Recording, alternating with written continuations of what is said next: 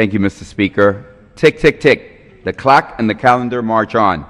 Congress just took a 2-week vacation, and I'm back to remind my colleagues that the window to pass legislation to fix our broken immigration system, stimulate the economy, keep families together, and strengthen America is ticking away.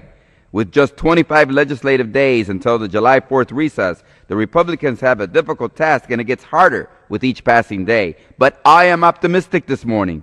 Last week, I saw the Speaker of the House in his district urging his Republican colleagues to get to work and legislate on this important issue. Republicans from Kaufman in Colorado to King in New York are calling for reform. And in my home state of Illinois, practically every Republican running for office came out to stand with former Speaker Denny Hastert and the business community to say they want Republicans to allow a vote on immigration. One speaker, Carol Siegel, the co-founder of Crate & Barrel, shared the microphone with 2 American kids whose parents are being deported, and there wasn't a dry eye in the House.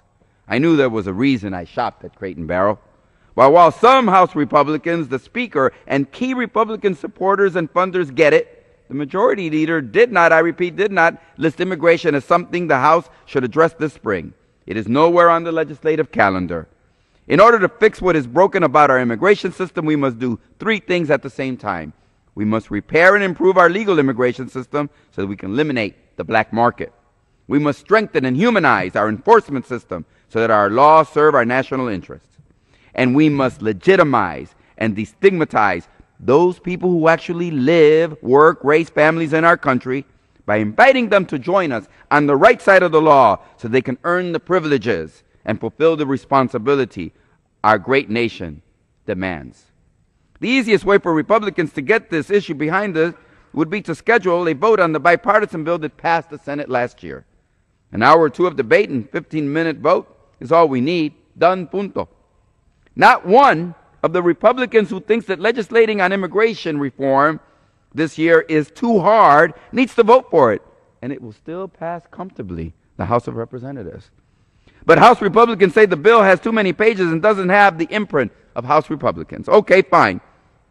We've introduced the discharge petition for H.R. 15 for any Republicans who change their minds.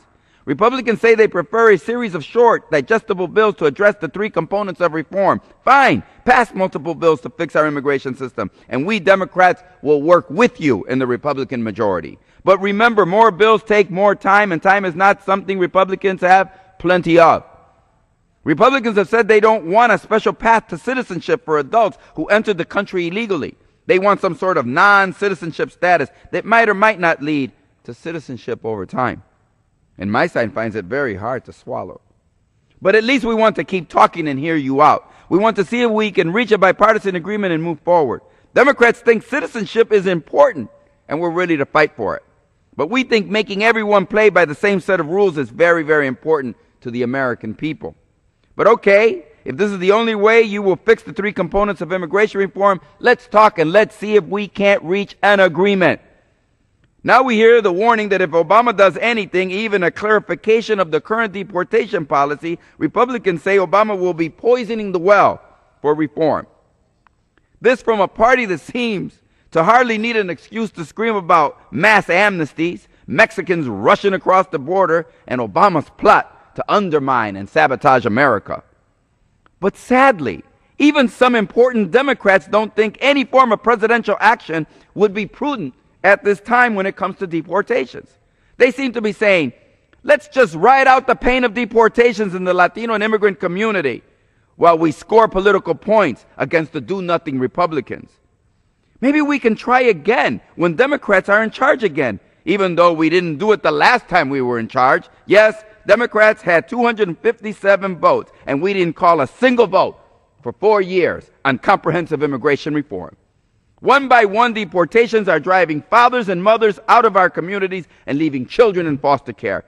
Neither party is free from blame, and neither party seems to have the appropriate level of urgency when it comes to the deportation and the devastating effect our broken immigration system has on our immigrant families. The Republicans control the calendars, and Democrats will bring 200 votes to the table if you work with us. But we must all be willing to put it all on the line, to stand up for what is right, what is achievable, and what will heal and strengthen our nation. We still have the next 25 days. Time is of the essence, Mr. Speaker. Gentlemen.